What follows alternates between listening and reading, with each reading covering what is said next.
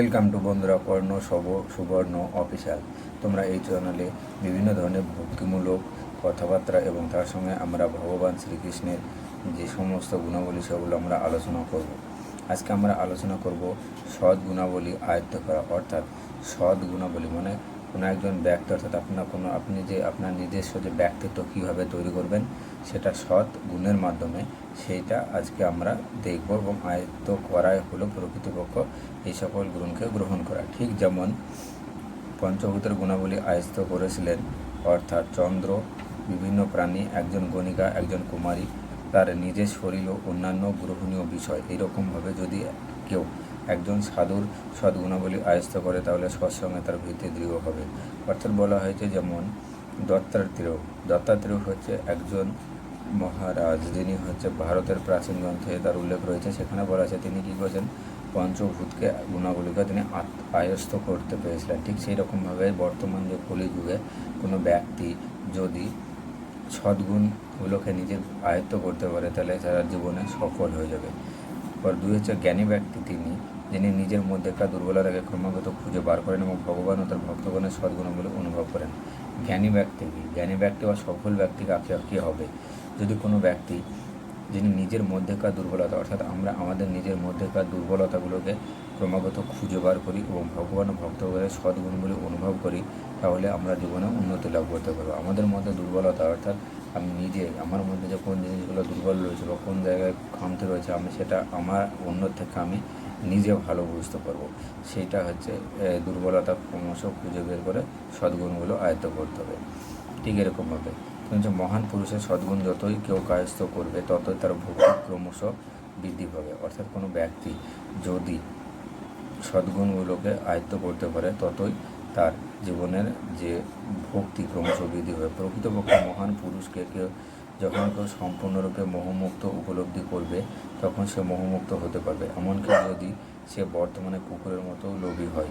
অপরপক্ষে কেউ যত বড়ই মোহমুক্ত নিজে হন না কেন, মহান পুরুষের প্রতি মাহিক দুর্বলতা অন্বেষণ করে। আবার যদি কেউ কোনো ভগবান ভক্তের মহিমা গুণগান করে, সে তার মাধ্যমেও ব্রহ্মরূপ লাভ করতে পারে বা জ্ঞান আয়ত্ত লাভ করতে পারে। আমরা বিভিন্ন কাহিনীর মাধ্যমে এই যে আলোচনা যেগুলো করলাম সেগুলো যে সদ্গুণ কীভাবে আলোচনা করতে পারবো। আজকে তোমাদের আমার একটা গল্প বলবো যে একবার এক মহারাজ সাধুদের খাবার পরিবেশন করতে লাগলেন। গল্পটা হচ্ছে পশ্চিমবঙ্গের নদিয়া জেলার শ্রীকৃষ্ণপুর গ্রামে এক সাধুর সেবার আয়োজন করেছিলেন। সেখানে কি হলো, মহারাজ সাধুদের খাবার পরিবেশন করতে লাগলেন। তিনি আনন্দের সঙ্গে পরিবেশন করলেন, তাদের থালা ভরে খাবার দিলেন। অর্থাৎ একজন সাধু যতটা পরিমাণে খাবার খেতে পারবেন ততটা পরিমাণ খাবার দিলেন। মহারাজ নিজ হস্তে পরিবেশন করায় সাধুগণ আশীর্বাদ হয়ে জয় জয়কার করতে লাগলেন। যেই তারা খাওয়া শুরু করতে যাচ্ছেন এমন সময় দুজন সাধু এসে উপস্থিত হন। তারা অভুক্ত ছিলেন, অর্থাৎ তারা ক্ষুধার্ত ছিলেন, তারা খিদেই ছিল তাদের মধ্যে। মহারাজ জানতেন তার কাছে দেবার মতো কোনো কিছুই অবশিষ্ট ছিল না। এখন মহারাজ কি করবেন? মহারাজ ঠিক সেই সময়ে তিনি সেই দুইজন সাধুকে বললেন, তো ওইখানে যে পাত্রটি রাখা আছে তোমরা ওই পাত্রটি নিয়ে এসো এবং নিয়ে এসে প্রত্যেক সাধুর কাছে গিয়ে অল্প করে খাবার নাও। অর্থাৎ এই সামান্য খাবার চাইতে বললেন। অর্থাৎ সেই যে ক্ষুধার্ত যে সাধু তাদেরকে অন্যান্য সাধুদের কাছ থেকে খাবার চাইতে বললেন। সব সাধু অল্প অল্প করে খাবার দিতে দিতে দুইজন সাধুর পর্যাপ্ত পরিমাণে খাবার হলো। সাধুদের উপবিষ্ট সাধুদের প্রত্যেকের সামনে থালা ধরলেন। প্রত্যেকে সাধু তাদের খাবার সব থেকে কিছুটা দিলেন।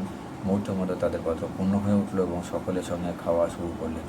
এই সব লক্ষ্য করে শ্রীজি মহারাজ সাধুদের উদ্দেশ্যে একটা নীতি বাক্য শোনালেন, প্রত্যেককে শোনো। এই দুজন সাধুর পাত্র প্রথমে খালি ছিল, কিন্তু যখন তারা তোমাদের কাছ থেকে পাওয়ার জন্য নত হলো তখনই তাদের খালি পাত্র সবচেয়ে ভালো খাবারে ভর্তি হলো। অর্থাৎ এই যে গল্পের মাধ্যমে যেটা বোঝাতে চাইছে যে কোনো একটা জিনিস যদি কেউ ক্ষুধার্ত থাকে তাকে দিতে হবে, খাবার দিতে হবে। অর্থাৎ কেউ যদি কাউকে উপকার করতে হবে, অর্থাৎ সৎ সঙ্গে। এইখানে প্রত্যেকটা সাধু তারা নিজেরা সৎসঙ্গ করেছে। সৎসঙ্গে তোমরা যদি প্রত্যেকের কাছ থেকে অল্প অল্প করে জিনিস দাও, অর্থাৎ আমরা অল্প অল্প করে জিনিস দিয়ে যদি কালেক্ট করি তাহলে সেগুলো একসঙ্গে অনেক জিনিস পাওয়া যাবে।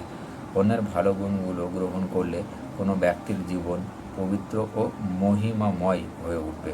অর্থাৎ সেই সাধুগুলো কী করলো, অন্যান্য সাধুর যে জিনিস কাছ থেকে খাবারগুলো গ্রহণ করলো, সদ্গুণ দেখারও গ্রহণ করবার সামান্য একটা প্রতিজ্ঞা ব্যক্তিটি স্মরণ করি। চলো আমরা পরের কাহিনীর মাধ্যমে যে আমাদের এই যে সদ্গুণ সেটা আলোচনা করব। এটা হচ্ছে 1984 সালে এক স্বামী মহারাজ পশ্চিমবঙ্গের মালদা জেলায় গিয়েছিলেন। একটা সমাবেশ ছিল। একজন স্বামীজিকে প্রশ্ন করলেন, আমরা যখন সৎসঙ্গের কার্যক্রমে আসি তখন একটা সংঘাত বা ব্যক্তিত্বের সংঘর্ষ অনুভব করি, অর্থাৎ আমরা একে অপরের প্রতি একটা সংঘর্ষ অনুভব করি, ফলে আমরা সবার মধ্যে একটা ত্রুটি দেখতে পাই, অর্থাৎ একটা যে ভুল জিনিস সেটা আমরা দেখতে পাই।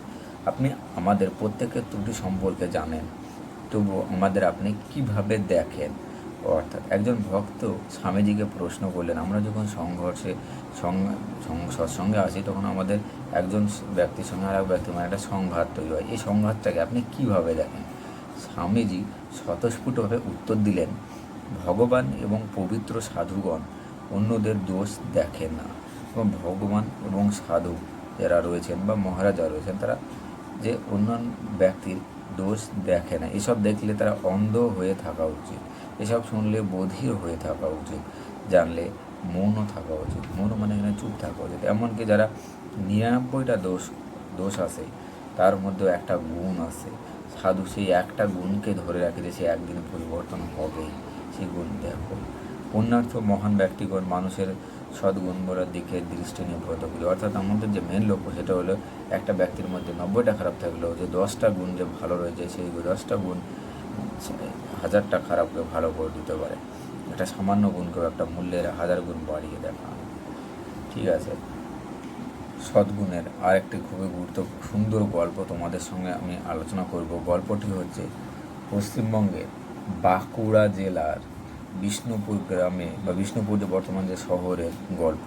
এখানে কি হতো যে আগে প্রবচন শোনার জন্য দূর দূরান্ত বাঁকুড়া, পশ্চিমে পুরুলিয়া এবং বীরভূম থেকে দূর দূরান্ত থেকে ভক্তগণ বিষ্ণুপুরে আসতেন। একজন নাগর ব্রাহ্মণ স্বামীর দর্শন পাওয়ার জন্য প্রতিদিন আসতেন। এখানে একজন ভক্ত সে স্বামীজির দর্শন পাওয়ার জন্য প্রত্যেক দিন আসতেন।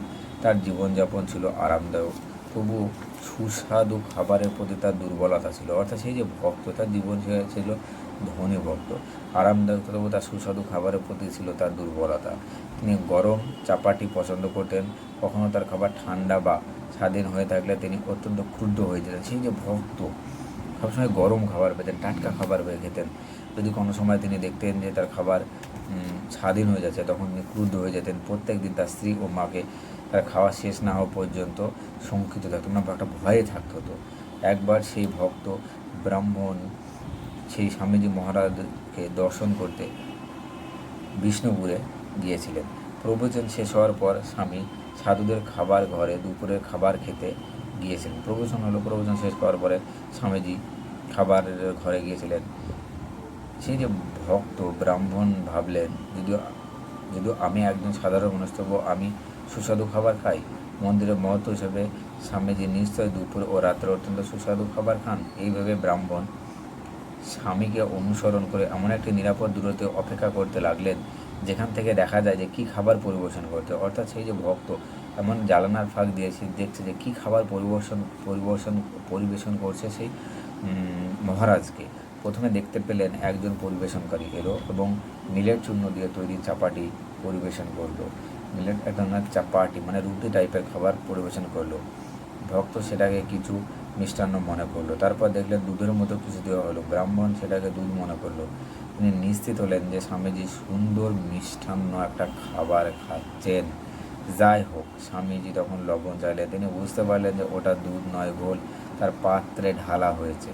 কিন্তু যখন যে ভক্ত বুঝতে পারলেন ওটা দুধ নয়, ওটা হচ্ছে ঘোল, সে পাত্রে ঢালা হয়েছে, গুণাতীতানন্দ সেই স্বামীর কাছে এসে বললেন, তুমি যা মনে করছো আমি তা খাচ্ছি না, এটা শুধু মিলের চূর্ণ, রুটি এবং ঘোল, এখানে লবণ মিশে খাবো। সে ভক্ত আশ্চর্য হয়ে গেলেন এবং উপলব্ধি করলেন, যদিও স্বামী আজই এত বড় মন্দিরের একজন মহন্ত, কিন্তু তিনি এত সাধারণ খাবার খান। আর এই যে ভক্ত, তিনি একজন মধ্যবিত্ত মানুষেও তিনি অতিরিক্ত খাবার খান বা খুব সুন্দর রসারস সুন্দর খাবার খেয়ে থাকেন, অতিরিক্ত টাকা পয়সা খরচ করে, সেটা বলছেন। অর্থাৎ রসায়নের প্রতি স্বামীর এই বৈরাগ্য প্রভাবিত হয়ে সেই ভক্তের সুস্বাদু খাবারের প্রতি যে একটা আগ্রহ ছিল সেটা কমে গেল। এইভাবে পবিত্র সাধু যে সদ্গুণকে নিজের মধ্যে উপলব্ধি করতে পারলো, সেই ভক্ত এবং অযথা তিনি খাবারের প্রতি না গিয়ে সুন্দর একটা খাবারের মধ্যে সে চলে গেল। হরে কৃষ্ণ, জয় শ্রীকৃষ্ণ। ভালো লাগলে চ্যানেলটিকে লাইক এবং সাবস্ক্রাইব করে দেবেন।